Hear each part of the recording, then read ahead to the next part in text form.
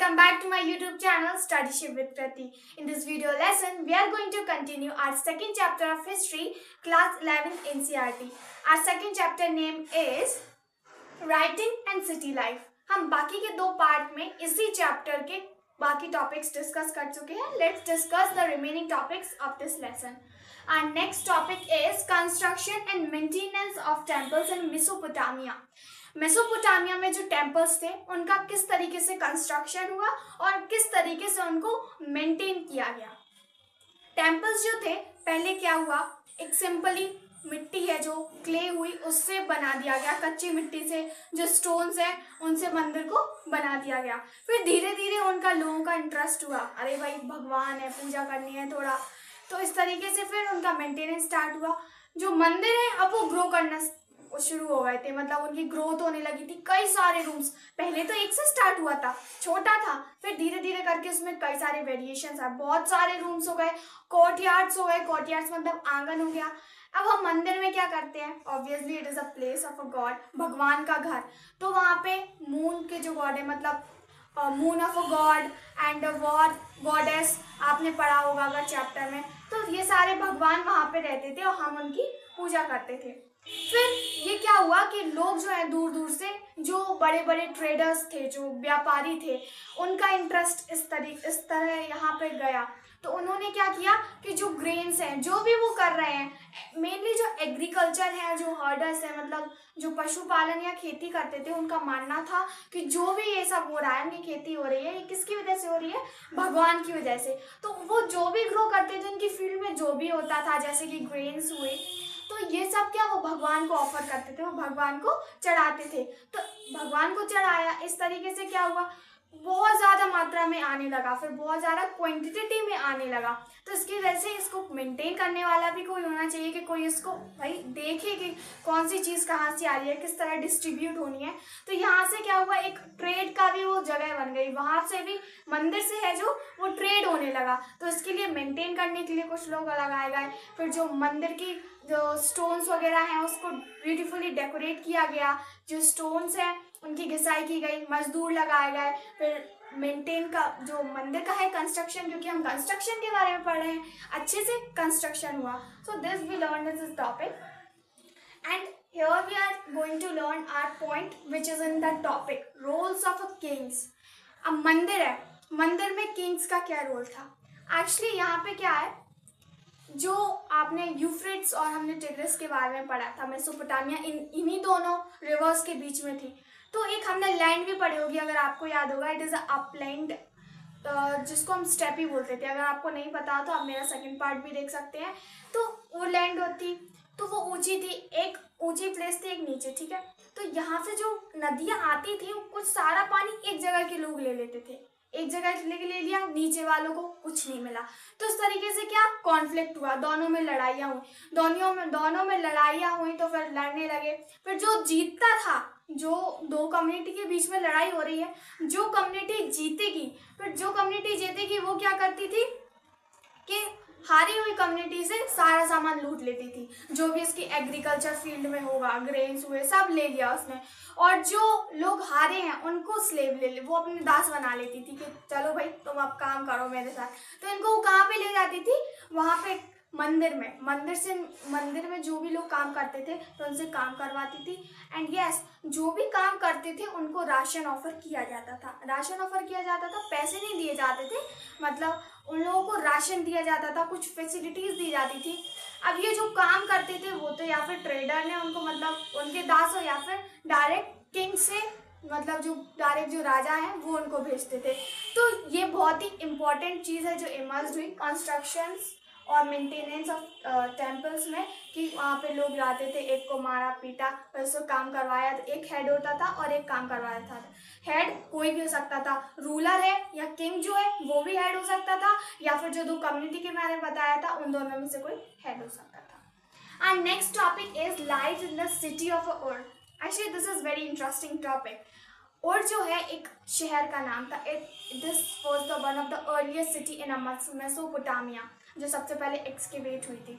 जब ये जो सिटी है इसके डिस्कवरेंस हुई, मतलब पता चला कि हाँ मेसोपोटामिया में ये जो सिटी है वो इमर्ज हुई, तो इसमें क्या देखा गया कि ये जो स्ट्रीट है बहुत ज़्यादा, जो सिटी है बहुत ज़्यादा कंजस्टेड थी। कंजस्टेड मतलब अगर वहाँ पे आपने चैप्टर पढ़ा हो तो उसमें दिया हुआ है कि अगर कार्ड्स वगैरह भी अंदर जाना है, ग्रेन्स है, ग्रेन्स तो अंदर सिटी में जाएगा ना, घर लोगों को अपने घर में अनाज ले जाना है या कुछ भी सामान ले जाना है तो उन्हें स्ट्रीट कहीं ना कहीं से तो जाएगा। तो रास्ता जो थी वो बहुत ही छोटी थी कि कार्स जो है वहाँ पे जा ही नहीं सकते थे। अगर वो एनिमल्स के ऊपर भी, जो डंकीज वगैरह हैं, डंकीज की बैक पे भी ले जाते तो ये भी बहुत ज़्यादा डिफिकल्ट हो जाता था। सेकेंड इज दैट जो रूफ थी उनकी वो इस तरीके से थी। इस तरीके कैसे, अगर आपने हड़प्पा है, जो Harappa what do you call, I don't know, तो जो रूफ थी वो कुछ इस तरीके से थी। तो जो भी पानी आता था, जो भी बारिश का पानी आता था वो डायरेक्ट घर के अंदर जाता था। और हम जो बाकी दूसरी सिविलाइजेशंस वगैरह में देखेंगे उसमें क्या, जो ड्रेन्स है वो घर के बाहर जा रही, लेकिन और सिटी में क्या था, जो ड्रेन्स थी वो घर के अंदर जाती थी। फिर जो अंदर का कोर्टयार्ड था घर के, फिर वो अंदर जाएगी और जो ड्रेन्स का पानी है वो अंदर ही अंडरग्राउंड होके चला जाएगा। तो ये क्यों होता था, ये इसलिए भी हो सकता था क्योंकि वो बहुत कंजस्टेड थी, मैंने बताया। तो कंजस्टेड होने की वजह से जो स्ट्रीट्स है वो बहुत ज़्यादा स्लशी हो जाती थी और मडी हो जाती थी, मतलब कीचड़ वगैरह सब हो जाता था। तो अगर पानी भी जाएगा तो वो घर के अंदर आएगा। तो इसकी वजह से ये बहुत ही अच्छी चीज़ थी और सिटी में कि जो ड्रेन्स थी वो अंदर अंडरग्राउंड थी, वो घर के कोर्टयार्ड से जाती थी और फिर अंडरग्राउंड होकर पानी चला जाता था। सेकेंड इज दैट वहाँ पे एक सुपरस्टिशन था। सुपरस्टिशन मतलब अगर घर का दरवाज़ा बाहर की ओर खुलता है तो ये गलत होगा। जो then wife will be a tournament to his husband, मतलब जो वाइफ है वो अपने हस्बैंड के लिए कष्टदायी होगी। ये सुपरस्टिशन था। और अगर अंदर की तरफ खुलता है, ये जो मेन डोर है, I am talking about the main door, तो जो मेन डोर है अगर वो अंदर की तरफ खुलता है देन हाउस इज लकी। तो इस तरीके से हमने ड्रेन्स के बारे में देखा, ये सुपरस्टिशन था। And one more thing is that जो लोग गार्बेज फेंकते थे, गार्बेज फेंकने की वजह से जब वो सिटी एक्सकेवेट हुई तो उसमें देखा गया जो मेन डोर है, मतलब जिस पे फिर अंदर एंटर करते थे वो काफ़ी ऊंची थी। काफ़ी ऊंची इसलिए थी क्योंकि अगर आप देखें उन्होंने कोई भी गार्बेज फेंका, ठीक है, गार्बेज फेंकेंगे वो तो सिटी तो बहुत ज़्यादा कंजस्टेड है ना, बहुत ज़्यादा जगह कम है, तो उस तरीके से वो जो लेवल है उसका, जो ग्राउंड लेवल है वो बढ़ जाएगा और वो सारा गार्बेज किसके अंदर आएगा, घरों के अंदर आएगा। सारी सिटीज जितने भी लोग रहते हैं उन सभी के घर के अंदर आएगा। तो इसकी वजह से क्या है, जो मेन डोर है उसकी वो चौखट है, जो मतलब मेन डोर की जो थ्रेशोल्ड उठाई गई थी ताकि लोग जो है बाहर का कचरा बाहर ही रहे। This was the life in the city of the, और ये सारी चीज़ें थी। And our next topic is a trading town in a pastoral zone in Murree. और third topic is a trading town in a pastoral zone in Murree. जैसे कि Mesopotamia की एक सिटी थी और ऐसी दूसरी सिटी, एक और सिटी थी जिसका नाम था मरी। एक्चुअली सिटीज तो बहुत सारी थी, मेनली जिनके बारे में हम बात कर रहे हैं। तो अगर आप टॉपिक को इसको ध्यान से देखेंगे, एक एक वर्ड की मीनिंग अंडरस्टैंड करेंगे, तो ट्रेड मतलब व्यापार करना, टाउन मतलब सिटी हो गया, कस्बा हो गया, पेस्टोरल जोन, पेस्टोरल मतलब दो चीजें ज्यादा होती थी मेसोपोटामिया में, एक तो एग्रीकल्चर और दूसरा था एनिमल्स हर्डिंग मतलब पशुपालन। तो उसी चीज के बारे में पढ़ने वाले हैं। मरी में जो थी वो पेस्टोरल जोन माना जाता था, मतलब जो एग्रीकल्चर से ज़्यादा यहाँ पे एनिमल्स हर्डिंग होती थी। एनिमल्स से जो भी मिलता था उसी का ट्रेड होता था। ये जो सिटी थी वो मिलिट्री वगैरह में तो ज़्यादा स्ट्रांग नहीं थी, मतलब सोल्जर्स वगैरह हुए उसके पास ये सब चीज़ें तो स्ट्रांग नहीं थी, लेकिन इसका जो मेन हथियार था, मेन जो वेपन था वो था ट्रेडिंग। यहाँ पे ज़्यादा व्यापार होता था इन्हीं सब चीज़ों का।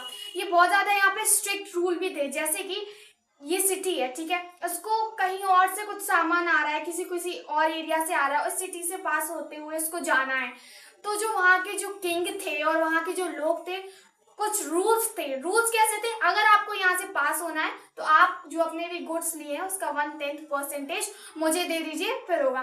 तो इस तरीके से मरी जो थी इन सब चीज़ों में ये सारी जो चीज़ें हैं बहुत ज़्यादा स्ट्रिक्ट थी।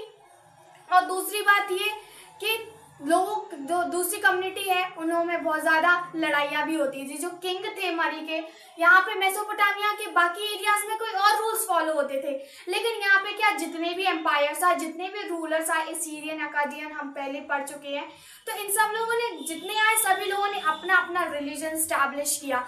जो जो रिलीजन को मानते थे वो अपना स्टैब्लिश किया, उसी से रिलेटेड उन लोगों ने वही जो है वो अपने अपने टेम्पल्स बनवाए। तो इस तरीके से यहाँ पे कल्चर वेरिएशन देखने को भी मिलता है, क्योंकि मेसोपोटामिया में हम कल्चर वेरिएशन भी पढ़ते हैं, तो यहाँ पे कुछ और कल्चर था।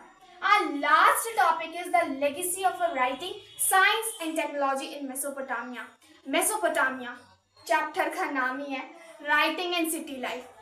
तो यहाँ पे क्या, साइंस और टेक्नोलॉजी से ज़्यादा रिलेटेड बहुत सारी चीज़ें हुई, जैसे कि स्क्वायर और स्क्वायर रूट्स जो हम अभी पढ़ रहे हैं, और जो कंपाउंड इंटरेस्ट वगैरह है, ये सब पहले यहाँ पे ये लोग कर चुके थे ऑलरेडी फाइंड, पर कुछ डिफरेंट था। अगर आपने बुक पढ़ी होगी तो उसमें जो स्क्वायर रूट दिया है 2 का, और जो अभी है जो हम फॉलो कर रहे हैं, तो उसमें कुछ स्लाइटली डिफरेंस है, बस थोड़ा सा डिफरेंस है, लेकिन उन लोगों ने बाकी जो है कहीं काफ़ी हद तक वो वहाँ तक पहुँच गए थे। एंड हम किस बेसिस पे आज ईयर है, मंथ है, डे, इनको डिवाइड करते हैं। मेसोपोटामिया में जो है वो इन सब चीज़ों के बारे में पहले ही सर्च कर चुके हैं, पहले ही उन्होंने हम लोगों को ये सारी चीज़ें मेसोपोटामिया सिविलाइजेशन से ही मिली हैं। कैसे मिली, उन्होंने जो ईयर्स हैं उनको मंथ में डिवाइड किया, मंथ को क्या किया, फिर वीक्स में डिवाइड किया, वीक्स टू डेज, फिर डेज से लेके फिर 1 घंटे में कितने 60 मिनट्स होते हैं, फिर ये सब जो डिवीजन है ये सब किसने किया था, मेसोपोटामिया में ऑलरेडी हो चुका था, और फिर हम उसको जस्ट बाद में फॉलो कर रहे हैं। तो लेगेसी ऑफ राइटिंग, और ये सब चीज़ें हमको कहाँ से मिली, राइटिंग है, लिखने के बारे में पढ़ रहे हैं, क्ले टैबलेट्स पे जो ऑलरेडी हमको लिखा हुआ है। हम ये सब चीज़ें इतनी आसानी से, इतनी एलोक्वेंटली और इतनी क्लियरली इसलिए बोल सकते हैं क्योंकि हमें ये सारी चीज़ें रिटन में मिली हुई हैं, ये सारी लिखी हुई मिली। That is why this chapter name is writing and city life. Thanks for watching my video. Here we come to the last. Here we finished our topic. And if you like my video, please like and comment. Comment जरूर करिए कि ताकि मैं अपनी improve कर सकूँ, क्या क्या मैं गलतियाँ कर रही हूँ। And share this, क्योंकि मेरा मिशन है, जो बच्चे नहीं पढ़ पा रहे हैं, जिनको ये नॉलेज नहीं मिल रही है, सही टीचर्स नहीं मिल रहे हैं, उन तक पहुँच पाए। तो please please please share this video. And yes, please subscribe my channel.